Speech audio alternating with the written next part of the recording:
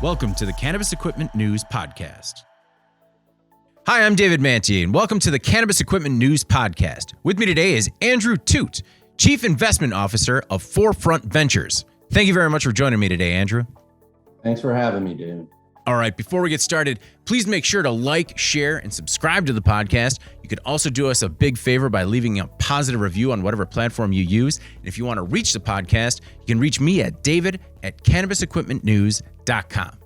All right, Andrew, I wanted to get started and just learn a little bit about yourself. How did you find yourself in the cannabis industry? That's a good question. So I started my career in finance. I was a very junior investment banker right out of school. And quickly after that, jumped over to the buy side where I was a small cap growth analyst and portfolio manager here in Boston. I worked most of my career at BlackRock here in Boston.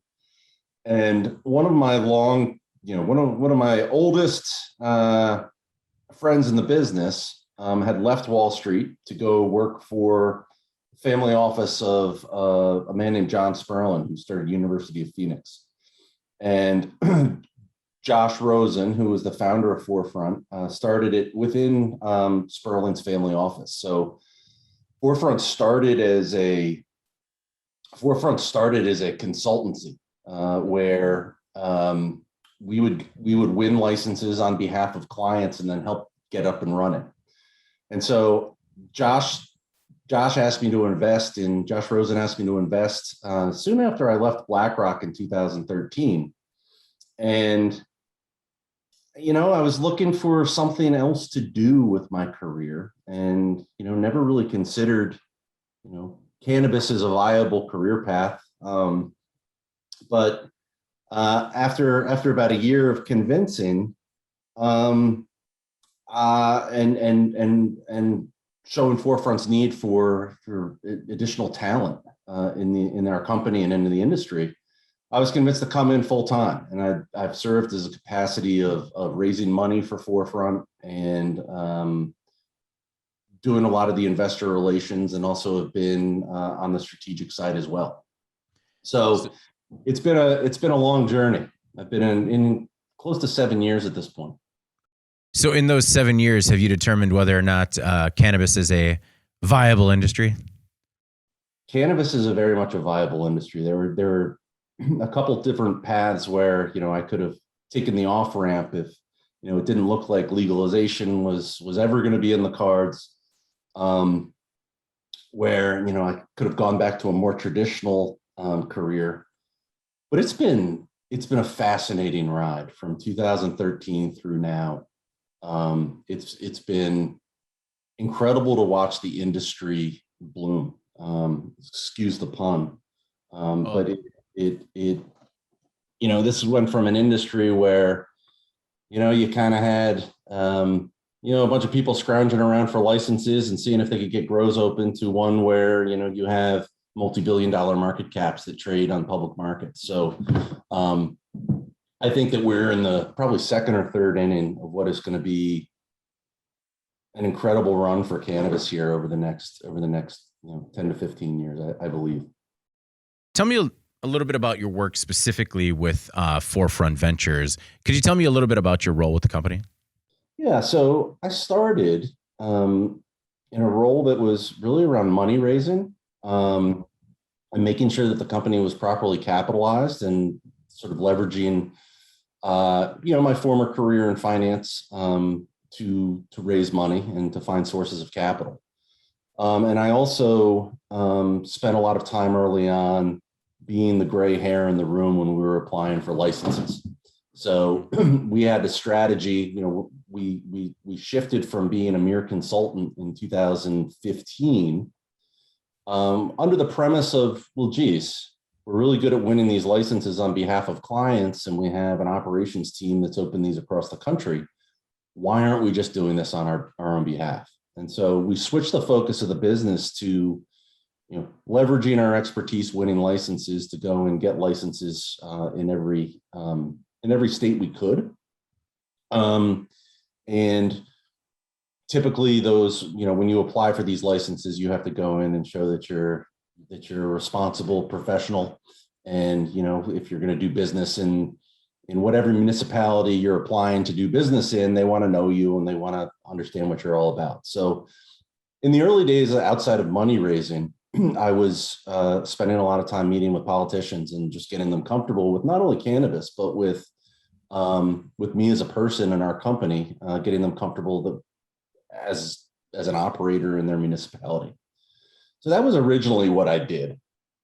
And, the role kind of evolved. I was CFO for a short time early on in Forefront's history, and I'm actually interim CFO right now. We're in between CFOs, but spend a lot of time on the strategic side of things now too. In addition to the investor relations and the capital raising, it's really important for us to make sure that we have the right strategy and make sure that we're executing on that strategy. And while a big portion of our course is organic, we're also really focused on adding to our portfolio through bolt-on acquisitions. So I've been pretty instrumental in on the M&A side too for our company. Were the challenges that you had raising capital at the beginning, are those some of the same challenges you're having now, or has it evolved? It is absolutely, well, it's night and day, but let me give you a couple caveats. I think that there were early on, I think that there were a handful of players that had access to capital. Ben Kovler, GTI, had not only family money, but was pretty well plugged in the family office community. So he had an easier time raising money. And Boris over at Curaleaf was leveraging some of his connections, and he's always been well capitalized. But by and large, the rest of us have been, out there scraping and fighting for money for a long time. And so in the early days, it was, passing the hat in my friend group. And then we sort of graduated to raising a little bit of money up in Canada. And I would say now there is, coming from an environment where you were really scrapping and clawing for capital every step of the way, companies that have proven operating capabilities are now able to attract capital at actually increasingly reasonable rates. The cost of capital is coming down for the industry, especially those companies that have proven that they can execute and operate. So there is all the debt financing you want is out there right now. The equity markets aren't really open right now for cannabis, but I expect that they will be if we can get banking passed. But there's financing available for those of us that have proven operations. As the company evolved from a consultancy to a multi-state operator, what were some of the hiccups along the way? It's one thing to kind of sit at the table and say, "Hey, we're doing." Well, give me the abridged version. It's because I've been in rooms like that before where everyone's telling themselves, well, we're already doing it for everybody else. Why don't we just do it for ourselves? But then, actually making that happen is quite a journey. It's a great comment. So we were, we started as a consultant, and we had operations teams on the retail side that were really good at setting up retail stores. And we got these licenses, and we knew what we were doing. But, there were a couple things. We knew we were doing on the retail side. We were not so good on the cultivation and production side. Mm-hmm. And the other thing that made this even more difficult is that, as in cannabis, you can't take product over state lines that has THC in it. Mm-hmm. And so you have to have, both the talent and the capital to replicate your operations in each state that you want to license. And I would submit to you that, scaling a taco chain across multiple geographies would be very, very difficult. But sort of add a degree of difficulty just with a heavily regulated cannabis industry. Everything about standing up these operations, is comes with an inordinate amount of red tape. Whether you're setting up a banking account, whether you're trying to convince a landlord that cannabis is okay to go on or to be grown in his facility. So and then convincing the municipality that you're an upstanding citizen and that you will be a good member of the community in which you operate. So I think so back to the original, what were the biggest problems? I think that we sort of were kids in the candy store early on. We were really good at winning these licenses, and so we'd throw our hat in the ring for every de novo license licensing, every licensing process that came up in de novo states, and we were spread too thin. And so one of the things that we did about 3 years ago was we merged with a company called Cannabis, who had operations in Washington State. And Cannabis was the number 2 edible, or is the number 2 edible manufacturer. And their facilities are the number 2 edible manufacturer in Washington, number 1 flower. I'm sorry, number 1 edibles producer, number 2 flower producer in Washington State, and one of the most competitive markets in the country. Mm-hmm. And they have figured out a couple things in Washington. But most importantly, it's how to wring cost out of the manufacturing side of this business. Mm-hmm. And that is a really important point and really important to our business model, because there is a lot of elasticity in the end markets for cannabis, meaning that if you can give a consumer a very good product at a great price, you're going to take outsized market share. And the way that you can offer the consumer a great price is by automating. And so if you walk into our facilities in Washington State right now, it looks like the Mars Candy Company. It doesn't look like a mom and pop kitchen where people are making edibles in the back and filling up vape cartridges with a pipette. Fully automated, wringing the cost out of this process, where we make 25 different brands, over 1,000 different SKUs of product, from vape pens to infused pre-rolls to gummies to chocolates, etc. And so that low-cost production, and that expertise on the cultivation and finished goods manufacturing side was really complementary to our business. And so we came through last year where we streamlined our portfolio, we cut a lot of costs, and we have a very simple investment thesis.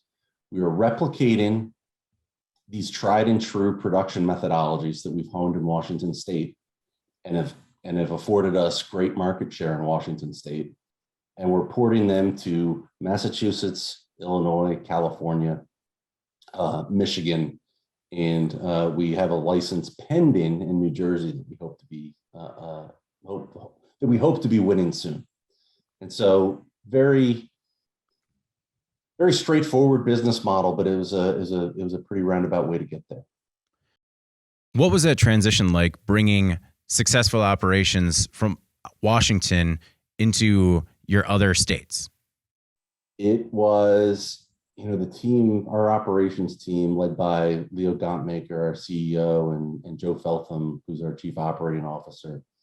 They just did a phenomenal job making sure that things were done the Washington way outside of Washington. So we have the luxury of having a very deep bench.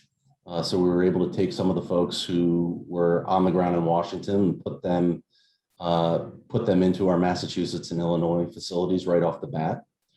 We were able to quickly streamline and make sure that we were using consistent growing methodologies in consistent environments across our company. And that's not only afforded us, yields that we think are industry leading in terms of the grams per square foot we can get out of our cultivation facilities, but we've also introduced all of the Washington brands in Massachusetts right off the bat. And we are really pleased with how our thesis is playing out of replicating those production methodologies and bringing those brands to other states. The proof of concept is replicating that in another state and proving that works. And we're very, very pleased with how things have been going in Massachusetts and Illinois. And we're on the cusp of opening what we think is the biggest cannabis production facility in the world in Southern California. And we're hoping to get approval on that within the next few days. What are you looking at in terms of grams per square foot? In Massachusetts, in our Worcester facility, we've been as high as 500, which is, I think the industry average is somewhere between 150 and 200. Everyone calculates it a little bit different, but it's in that ballpark. And we've been able to, that's sort of the high end, but I think across our entire portfolio, we're kind of averaging somewhere between 350 and 400 grams a square foot. I mean, is that all, how do you guys do that? It's a lot of trial and error. Carl Toscano, our president, says it's a lot of skin knees. In Washington, you saw when the recreational market turned on, you saw the price per pound of cannabis go from somewhere around $2,000 a pound all the way down to $600 a pound. And necessity is the mother of all invention. And we sort of had to figure out, okay, well, geez, if you're trying to sell weed at $600 a pound, how are you going to do that profitably? And so we have a pretty extensive R&D effort in Washington where we can, test the different strains and play with the more robust, higher yielding strains. And we have sort of a pretty broad selection of those. But most importantly, it's our growing methodologies and our environment that we grow in. One of the things that we've seen in Massachusetts and have seen really across the country is Colorado growers originally came out to Massachusetts and said this is how you set up a grow. And by and large, when you look at East Coast grows, they are very underinvested in HVAC. And so people cut corners there, which is kind of a deadly mistake because, you start to get mold in those facilities because there's too much moisture. You can have a $6 million crop wiped out. So attention to how we are constructing these facilities, how the workflow works.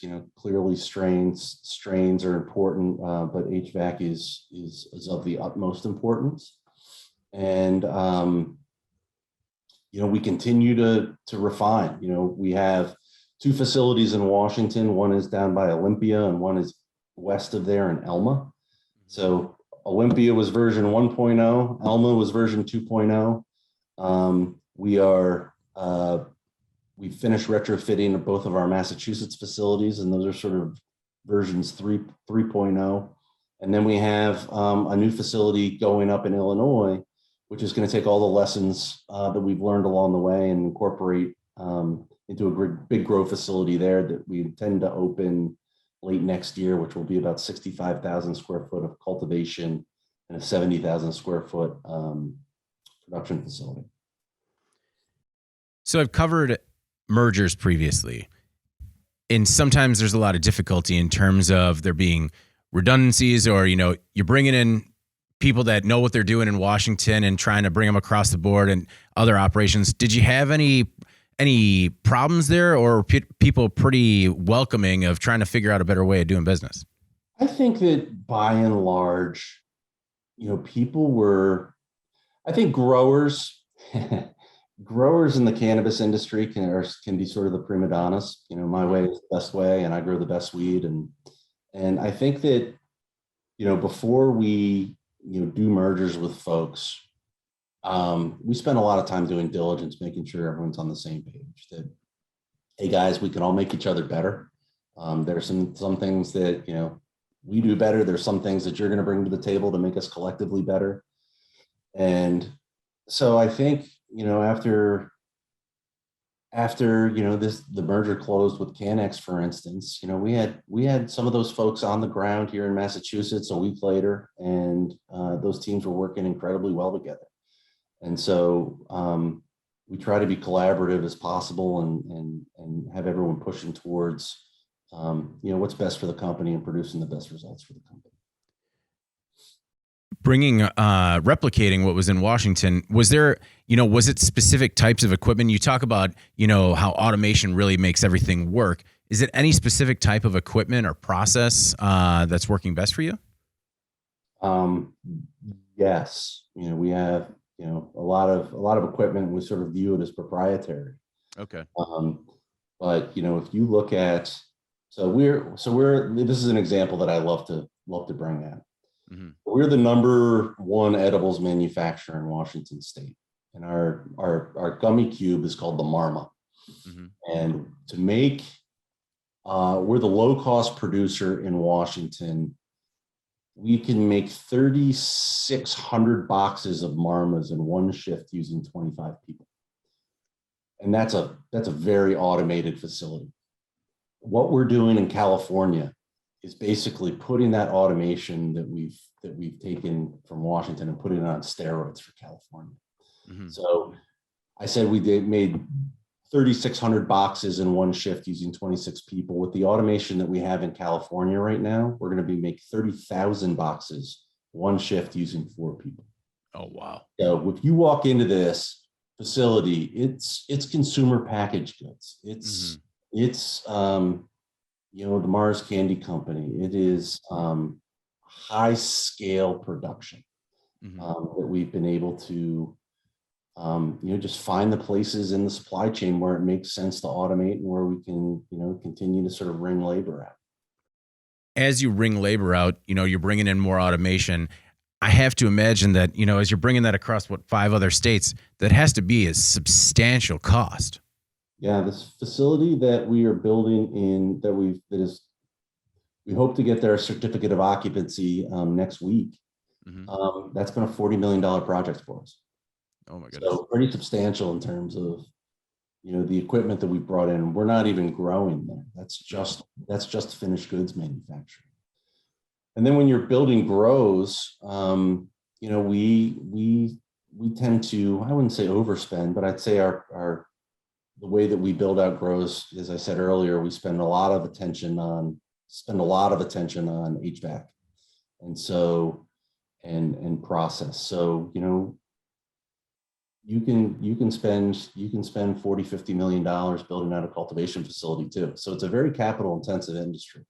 Mm-hmm. But the returns on that capital are approaching triple digits with a lot of the projects that we're pursuing. As you retrofit these other facilities, what do you do with the old equipment? A lot of the lights, we just recently switched to LED lights in Massachusetts and Illinois. I think we've mothballed those lights. I don't know if we've sold them on the secondary market or not. It's actually a great question. It's and then on the HVAC side, I think that we resold that as well. So it's a great question. I'm not positive where we've landed on some of that replacement equipment. How long do you essentially test a new process before you decide to bring it sort of system wide? Just because it is such a big expenditure. That's a great question. We usually about 6 months. Mm-hmm. So we will bring in new machinery to Washington, which is basically our test lab, where we can demo, tweak, make sure that we've got the kinks out, make sure that it's going to fit into our processes seamlessly. And so before we do anything system wide, roll out anything system wide, we're doing heavy R&D in the Washington facility. How closely do you work with those OEMs or equipment manufacturers when you're trying to get new equipment in? Incredibly closely. We've had engineers, with the equipment that we just put into California.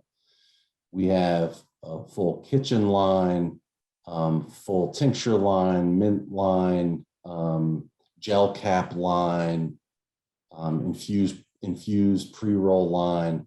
All of that equipment, had representation for the OEM on the ground with us in California.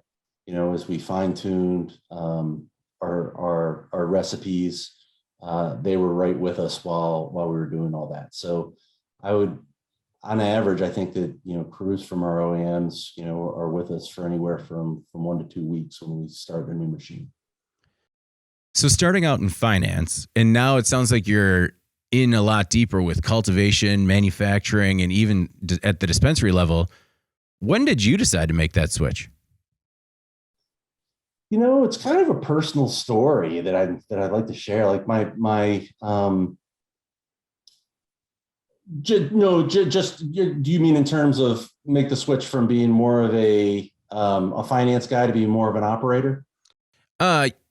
Yes, but let's start. What's the personal story? Yeah, I mean, when I got out of finance, I live in a little suburb outside of Boston, and 3 little kids, and towards the end of my run managing money, I was sort of tired of chasing basis points and always chasing performance quarterly in the finance world, and I was really looking to do something different. And when this opportunity presented itself, I was sort of like, I don't know. I've got 3 little kids, and I'm on the finance committee at church, and am I really going to get into the weed business? And this is 2013, and my wife, I sort of said, Beth, do you want to go to garden club? Do you want to go and be married to the weed guy? And that was very a foreign concept to me, that you just go from something so mainstream as finance and get into cannabis.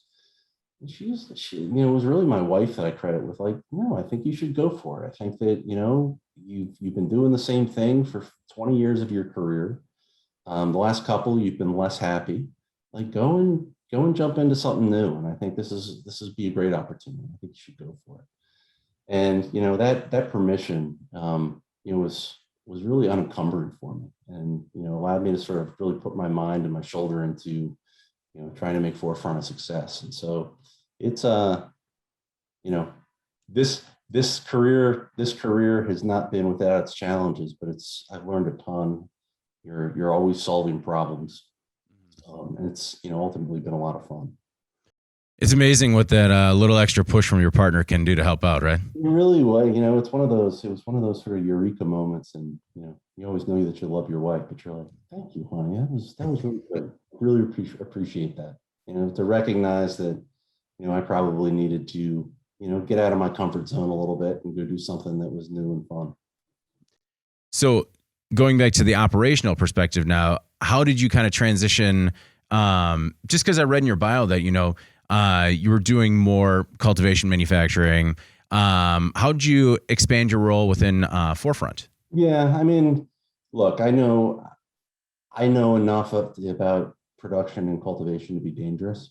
And as a manager, we have a really, really deep bench of in our operations teams. Who I lean on, and we lean on pretty heavily. So I think that I am more around in the operations, just because we're an operating business, and you have to know what the needs are of the operations in terms of, what would fit strategically into our company, and what we need, and so forth. And so, instead of just flying around talking to investors and meeting with politicians, making that jump into really understanding, what makes the operations tick has been a terrific jump for me, because as a portfolio manager, you're always the armchair quarterback, right? So my time at BlackRock, you can call up a small cap company and you can say, you knucklehead, you missed your quarter, and what's going on operationally? You said this was going to happen. And so, being on the other side of the table, you just get such a appreciation for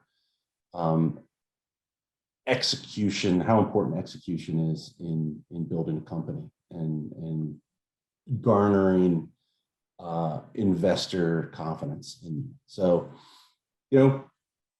I wouldn't say that I'm a whole hog on the operations side. That would be an overstatement by quite a lot. But I've definitely come in from just finance to be more well-rounded executive in this company. So, and let me know if I miss any, but you have operations in California, Illinois, Massachusetts, Michigan, and Washington, with New Jersey pending. Anything else on the horizon, or states that you're trying to get into?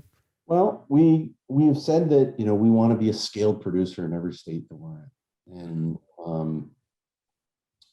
and obviously we're going to have scale in California with this big facility opening up. In Washington, we already have pretty significant market share out of our facilities. In Illinois, we have one of the 20 licenses that allows for 210,000 square feet of canopy, which is a massive facility. Mm-hmm. So we are building, as I mentioned earlier, we currently have 9,000 square feet of canopy, and that's going to go up to 65,000 next year. So that's under construction. And then when you turn to Massachusetts, we have about 15,000 square feet of canopy, and that basically serves our 3 stores. And we have desires to be a wholesaler. And so we are, in the final throes of closing an acquisition here in Mass, which would greatly increase our production capabilities. So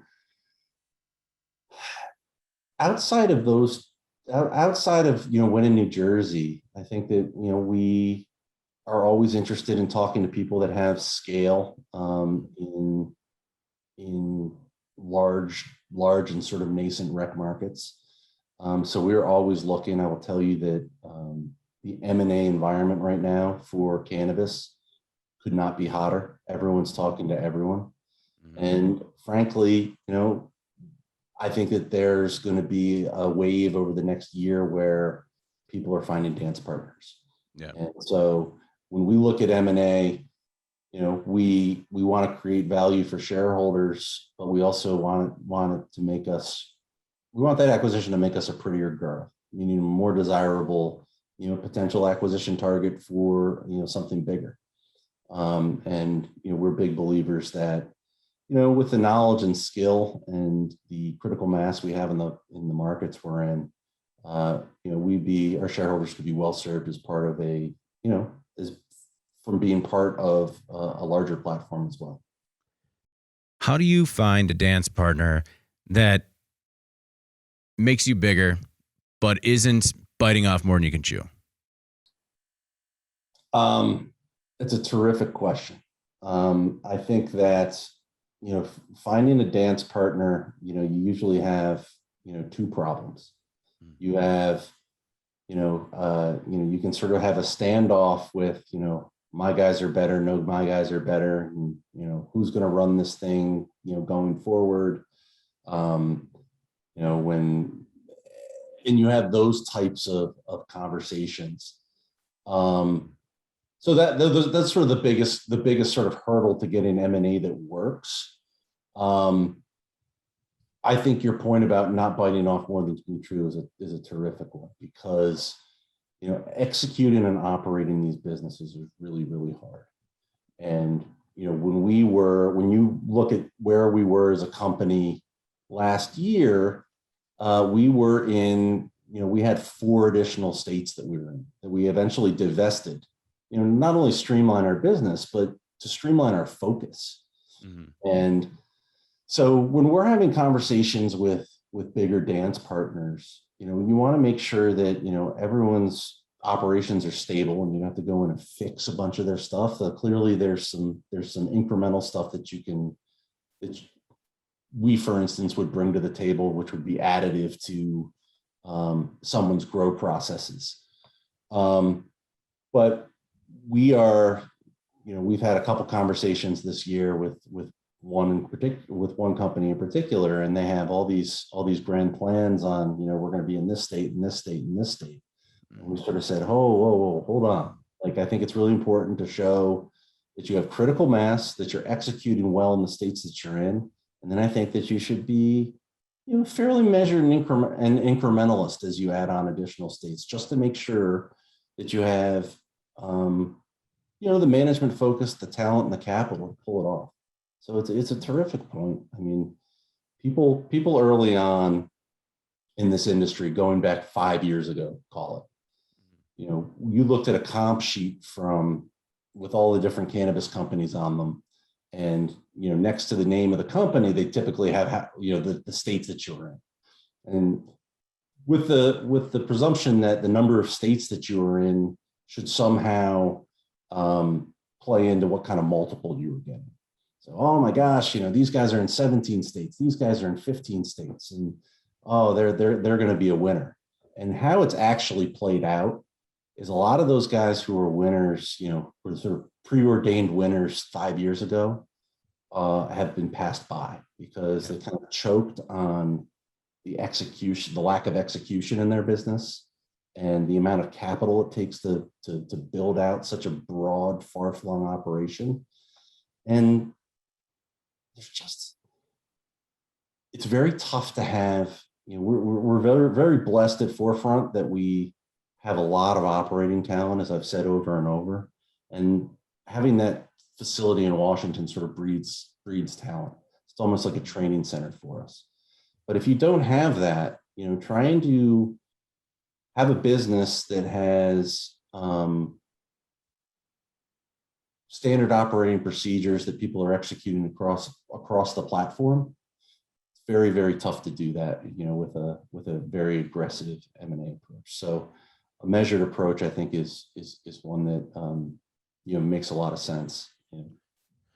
With this like M&A frenzy, when you see some of these deals come out, do how do you process some of them? Do you think, this might be a threat, or this is actually going to be good for us, or this doesn't make any sense?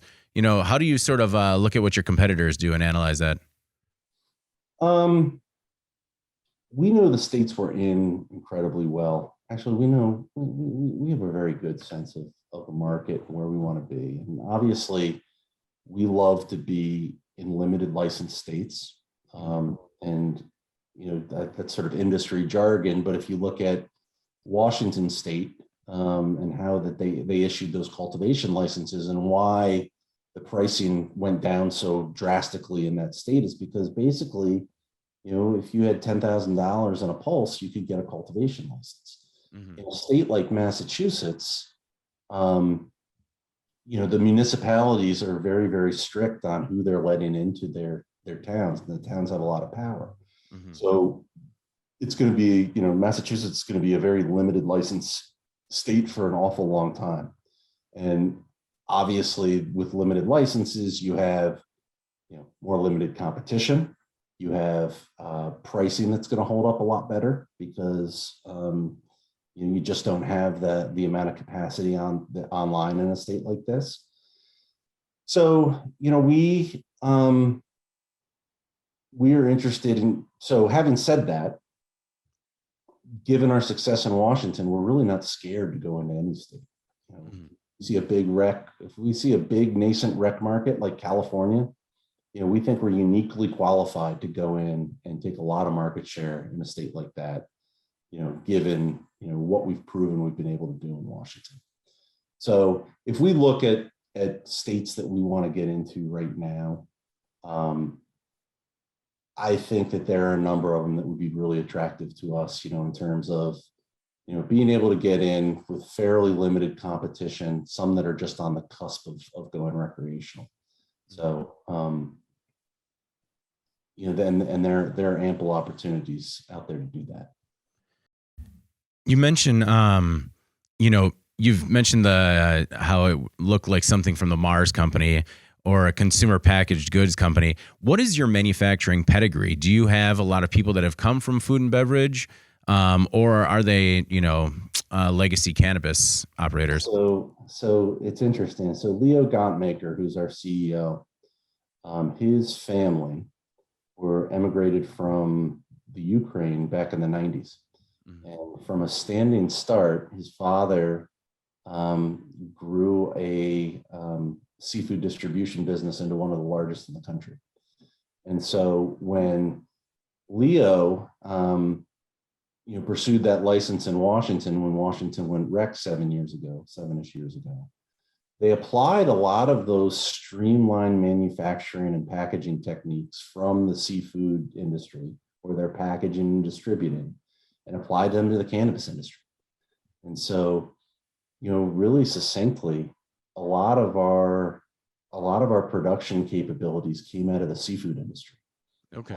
And where you're packaging, you're doing white label for folks, you're distributing. We distribute to 260 dispensaries in any given month in Washington, and we're going to distribute to something like we hope to be in the 700 plus that are in California. But simply put, a lot of how we got started streamlining and adding some of this automation was really adapted from the seafood industry. You talk about having a deep bench. How many employees do you have now? I think we're up around 800 right now. Okay. So it's all of a sudden it's a sneaky big company. Right? From a smaller consultancy to a company of nearly 1,000 employees. Yeah, it's a lot to manage. It's a big operation, and I think that the folks who are able to attract the best talent are going to have it's almost trite to say, but talent is so scarce in this industry. And being able to home grow your talent in the way that you want is really important. One of the things that we found is when you bring in executives into the cannabis industry from outside, from big retail or big consumer packaged goods, they've had a tough time navigating in the cannabis industry. We found, they're used to sort of bigger budgets. They aren't really used to rolling up their sleeves. They, want big branding budgets, and it's just very hit or miss so far hiring from outside of the cannabis industry. So we've taken this mantra to heart of, we're going to home grow our own talent, and we're fortunate to have a great presence in Washington that sort of produces that. So how do you make sure that your homegrown talent isn't poached? We are very heavy on, we have stock options that our folks participate in. But I think the biggest thing is to have a good culture where people feel appreciated. They like coming to work. They like being on a winning team.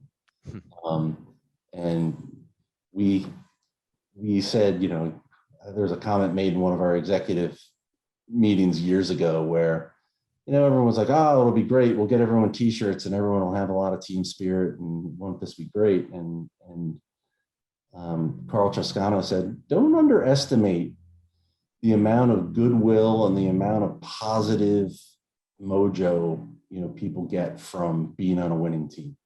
And, they can see that, it's pretty clear that, we know what we're doing as an operator, and we're giving people plenty of room to not only learn, but have fun, but to grow their careers as we continue to expand.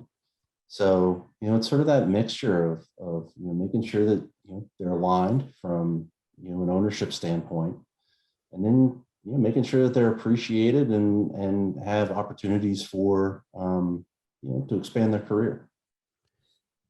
So you've discussed a lot of these expansion plans and new facilities that are coming online. I wanted to ask you a bit about, so how has COVID impacted those new plans as well as your entire operation? Knocking on wood, we were incredibly lucky with COVID in terms of it didn't have a huge effect on our facilities. We sprung into action, right when the pandemic started, with pretty stringent mask restrictions and hygiene restrictions. So we were terrified as a management team, like, whoa, what if this COVID rips through our entire facility and we don't have anyone to do the work? And so we've been very fortunate on that side of things. And so our outside of COVID slowing down our expansion in Brookline, just because the planning board didn't meet for 5 or 6 months during the peak of COVID and sort of slowed us down a little bit. We really haven't had a whole lot of detrimental effects from the pandemic on our business. In fact, many would argue that the pandemic has been very good for cannabis consumption.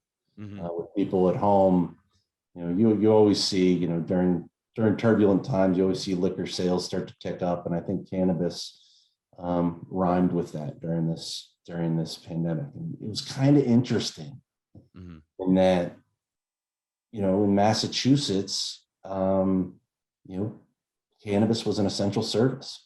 And that was, it's come a long way in 5 years. I used to have to go and do a tap dance to let politicians to let me into their town. And now we're being, labeled as an essential service. So,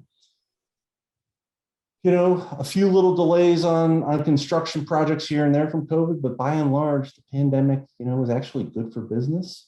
I don't know if that's okay to say, but it's sort of been, the case. Well, I've heard that. I was just curious because of your unique position where you're reliant on cannabis sales, but you're also bringing these new facilities online. So I didn't know if you were running any supply chain issues, equipment issues in terms of like getting those up and running. We really haven't had major supply chain issues. We had, some of our equipment manufacturers were for our equipment that just went into California. It's a German-based company, so you had to get folks from Germany into the country, make sure they had their vaccination cards, make sure they had their proper visas. Added layers of stickiness for things like that in terms of getting people on site. But again, kind of minor delays that have been manageable. Okay. You said you had I think it's 20 different brands, 2,000 different product lines. Mm. Do you have a personal favorite? I'm very partial to our terp sticks. Yeah. Our terp sticks are infused pre-rolls. And so it's cannabis with sort of proprietary process where we put distillate throughout the joint. And they're real fan favorites. They're my favorite. It's sort of like ordering a drink with a floater on top. And provide a great kick. They've been incredibly popular in Washington, popular here in Massachusetts as well. And we're rolling it out across the country. I mean, that's my favorite product, and I don't think that we can ever go wrong with the Marmas. Our gummy cube is delicious. Love the effect, love the flavor. It's pre-wrapped, so it doesn't melt together with the other ones. And the price is right. So I think I put those as my top two. Okay. What are your expectations, not just for Forefront, but for the industry, let's say over the next 5 years? I think that we have long said as an industry, eventually big alcohol, tobacco, the big consumer products companies are going to start coming into this business. And we've sort of said, oh, well, they've been looking, clearly folks are paying attention. And that was sort of the mantra over the last 5 years. I can tell you for a fact that is no longer a one day they will come. Those companies are being very active right now, looking at getting into cannabis. And they want companies with a good footprint, meaning a good addressable market, preferably in some protected states in that portfolio. They also want to see that you have scale, and they want to see that you bring some, they those types of companies understand large scale production, but large scale production in cannabis is sort of nuanced. So, you want to bring some of those scaled growing and processing techniques to the table. So I think that over the next over the next 5 years, this is going to be a consolidated industry. I think that the spoils are going to, by and large, go to the bigger companies, because if we can get banking through the Senate here, I think that is going to be an absolute game changer for this industry. It not only lets the cost of capital, well, it gives you access to banking for one, but your cost of capital comes down, and you're going to be able to uplist to NASDAQ, NYSE, real exchanges, which in turn is going to allow large institutional investors to come in the space. And they have been largely barred to this point.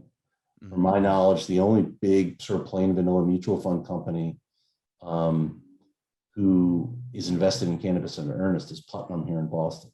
But think about what that means for an industry where you have that tsunami of institutional capital that comes into this space. You're looking at multiples right now for some of the leadership in cannabis trading at 5, 6, 7 times next year's EBITDA. That's a really cheap multiple for an industry that's growing 40, 50% top line, profitable, and is probably in the second or third inning of growth here. So I think that we have a lot of room for multiples to expand as this industry grows, and we attract real institutional investors and not just retail traders. Coming from the traditional finance side, what was it like? What has it been like this last, nearly a decade of operating a business with non-traditional banking options? It's been really, really hard. Early on, we had to, finance our growth facilities with, by selling equity in the company. I mean, that's unheard of. You have companies that are out there that just do equipment financing, but they wouldn't do it in the cannabis industry. So in the early days, it was very dilutive to the ownership, because you'd have to finance things with equity.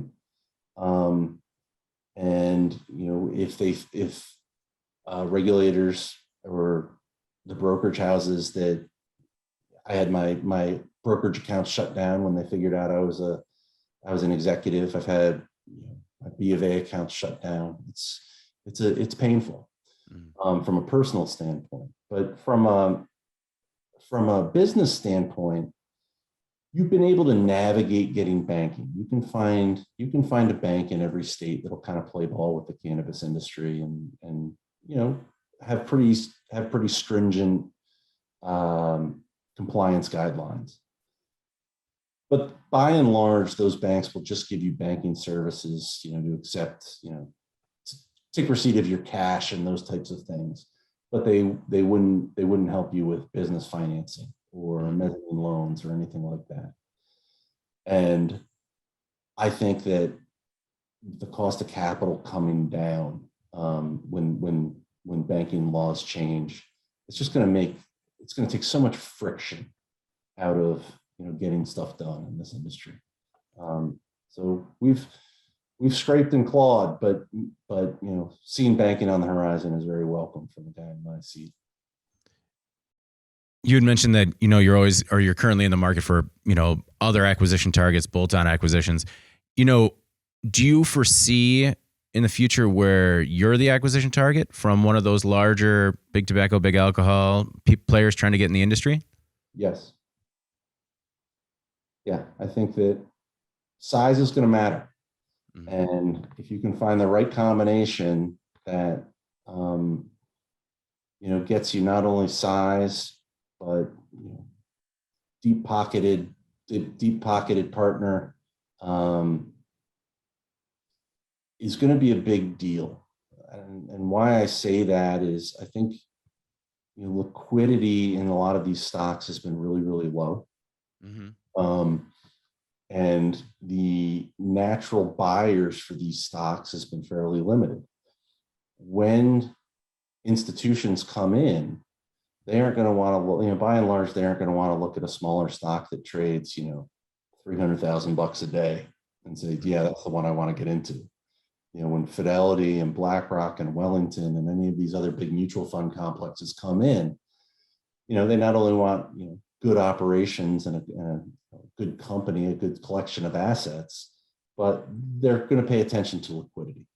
And by and large, the larger companies that are easier to buy, have more critical mass, I think are going to be more attractive for that capital. And so we always have an eye towards getting bigger, and we have a pretty clear path to value creation just with what we're doing. But I would be very surprised if we were a standalone company 2 years from now. Professionally, is cannabis it for you, or is there potentially another career in there somewhere? I don't know. I think I'm I've thought about this a lot. I'm kind of unique in that I've worked kind of in a traditional finance background, and now I've been in the cannabis and inside the industry as an operator for 7 years. And there aren't a lot of folks out there that have seen both sides of the coin like that. Mm-hmm. And I see a lot of opportunities in cannabis sort of for my next act. So I think that wherever the future leads me, I think I probably have one or two more stops in cannabis before I go on to do something else, because it's still so rich with opportunity, and there's a lot of stuff to do. There are a lot of projects you could take on to create value. Well, Andrew, thank you very much for taking the time today. I really do appreciate it. Yeah, well, it's great to be here. Thanks so much, David.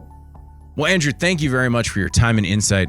I really do appreciate it. It sounds like Forefront is doing a lot of very interesting and exciting things. Before we get out of here, please make sure to like, share, and subscribe to the podcast. You could also do us a big favor by leaving us a positive review on whatever platform you use. Finally, if you want to reach the podcast, you can email me at david@cannabisequipmentnews.com with email the podcast in the subject line. Also, if you want to make sure you get it in your inbox first, please make sure to subscribe to our newsletter. All right. Thanks again to Andrew Thut. I'm David Manti. This is the Cannabis Equipment News Podcast. We'll see you next week. Thank you for listening to the Cannabis Equipment News Podcast.